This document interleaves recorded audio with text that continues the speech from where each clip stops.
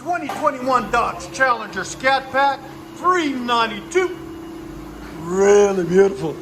What we got done on it, I let him hear a couple of videos, and he says he wants the DYNOMAX race bullets in the middle. We said, okay. Got factory converters there and there, 2.5-inch pipe into a factory X pipe right there. Then we did 2 DYNOMAX race bullets, 24 250s, there and there. Still got the active exhaust there and there. I know you guys love hearing me say there and there. I say it all the time. Anyways, I got to come up with new words.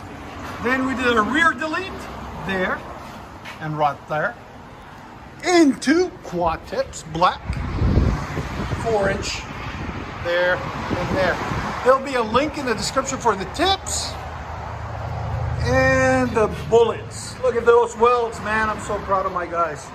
I love my guys. Anyways, there's the factory rears and tips, and then there was no mids. And we put the bullets in where the mids were. If you guys like it, make sure you subscribe, like, and share.